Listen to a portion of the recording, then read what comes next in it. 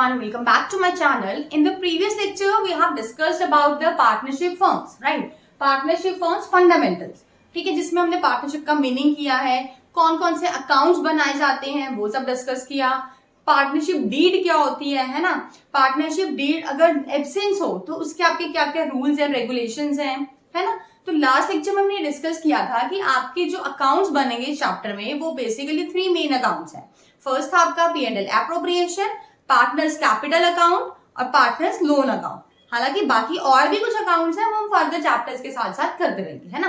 देखो, फॉर्मेट्स करने से पहले अपने अकाउंट्स के हम एक चीज का डिफरेंस करना चाहेंगे कि what is the difference between profit and loss account and profit and loss appropriation account, है ना?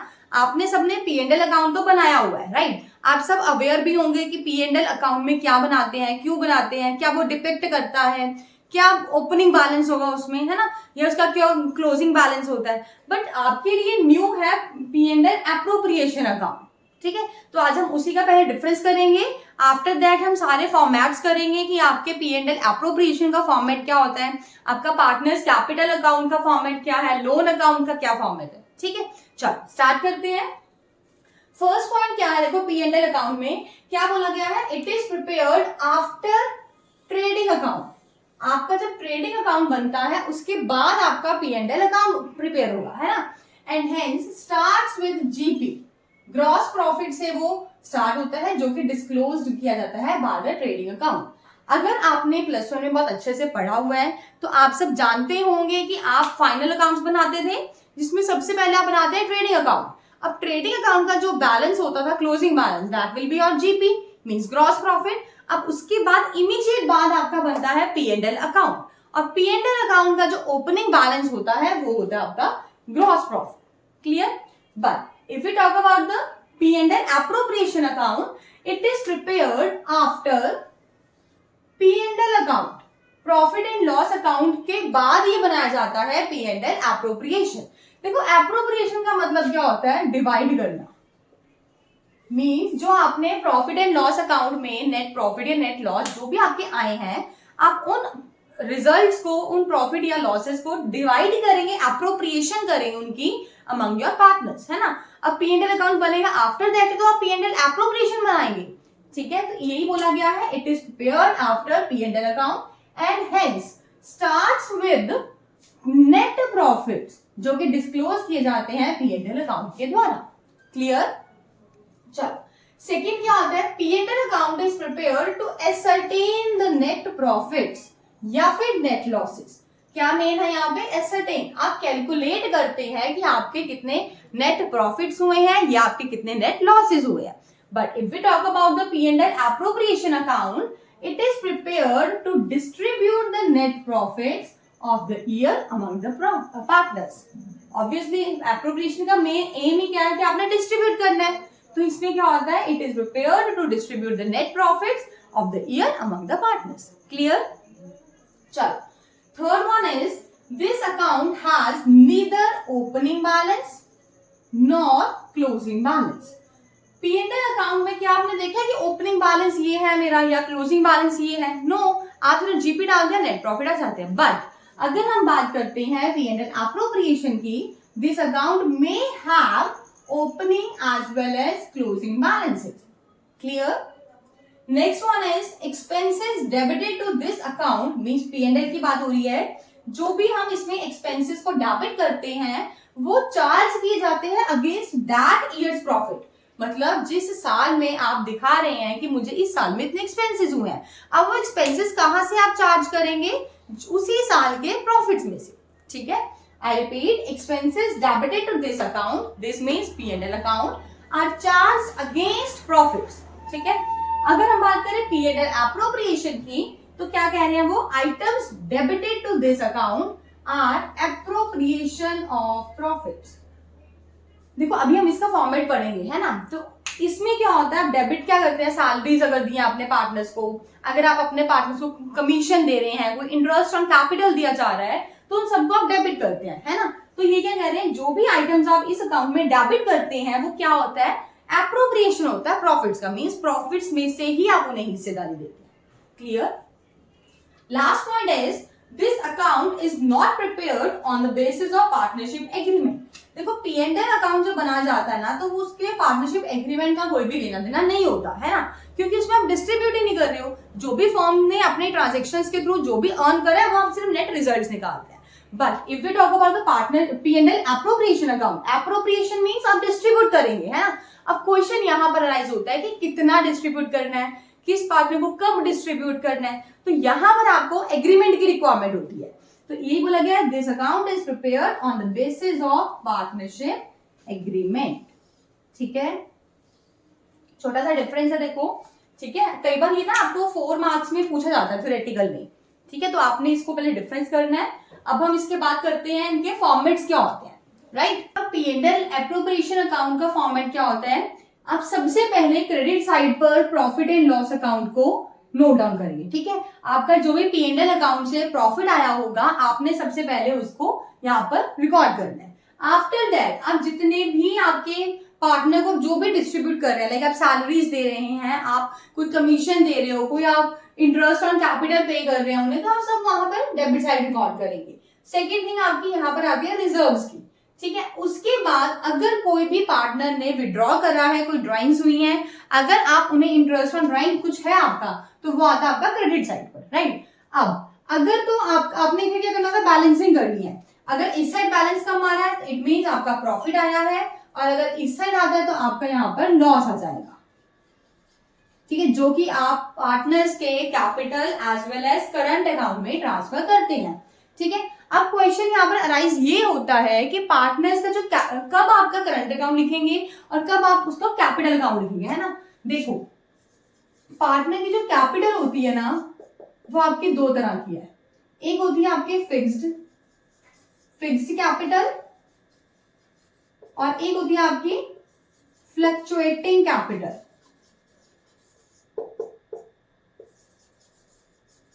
देखो, फिक्स्ड कैपिटल नेम से ही समझ आ रहा है आपको।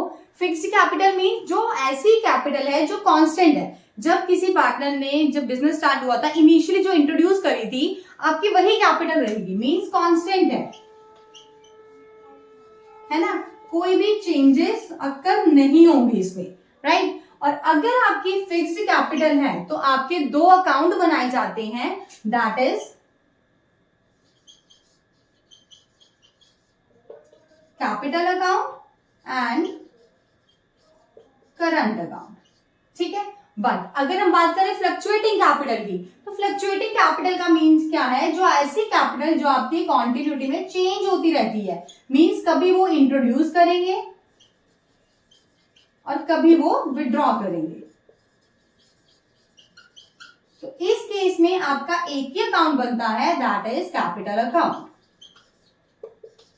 आई रिपीट, देखो, पार्टनर्स की कैपिटल 2 टाइप्स की होती है। First one is fixed capital and the second one is fluctuating capital.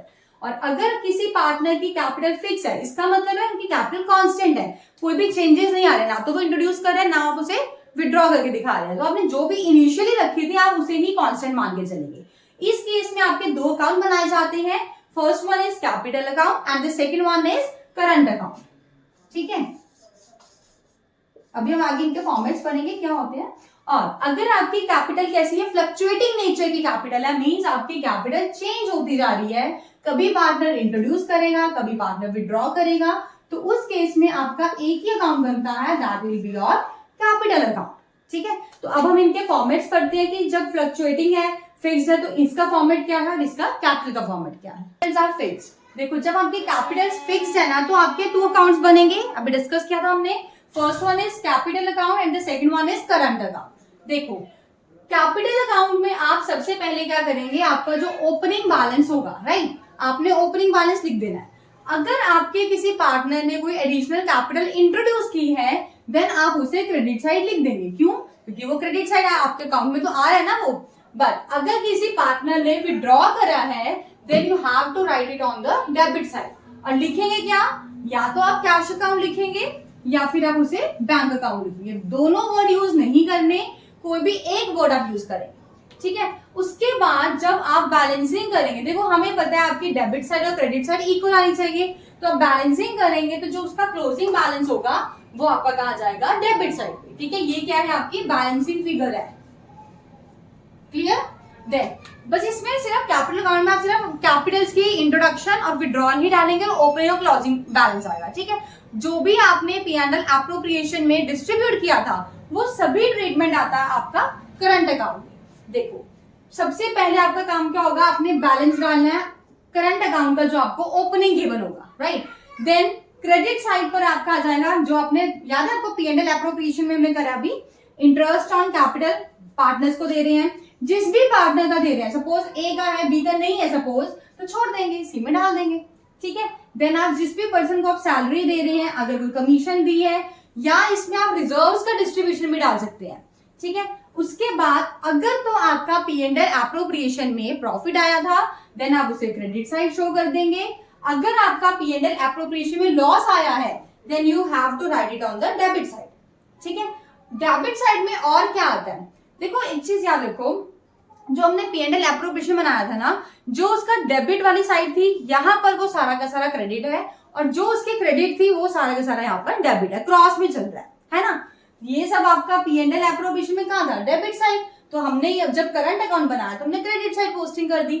जो चीज आपकी P&L एप्रोप्रिएशन में क्रेडिट साइड थी, अगर आपको याद हो आपने क्या करा था, इंटरेस्ट ऑन ड्राइंग्स आया था ना वहां पे, तो ये आपका आ जाएगा डेबिट साइड पर। साथ के साथ यहाँ पर आपकी ड्राइंग्स भी नोट की जाती हैं। ठीक है, और जैसे यहाँ पर आपका ओपनिंग बैलेंस था, अब ओपनिंग बैलेंस ना जब आपको दिया होता है तो कई बार ना ब्रैकेट में दिया होता है डेबिट बैलेंस है या क्रेडिट बैलेंस है, तो अगर उसमें दिया है क्रेडिट ओपनिंग बैलेंस तो आप क्रेडिट साइड डाल देंगे। अगर आपको दिया है opening balance debit side, debit लिखा है ब्रैकेट में, तो आप उसे डेबिट साइड पोस्टिंग कर देंगे। ठीक है, ये सब कुछ करने के बाद हमें पता है कि हमें डेबिट और क्रेडिट इक्वल रखना होता है, तो आप जो भी बैलेंसिंग करेंगे ना तो वो आपके यहाँ पर नोट हो जाएगा टू बैलेंस CD के नाम से, और ये क्या होता है आपका बैलेंसिंग फिगर।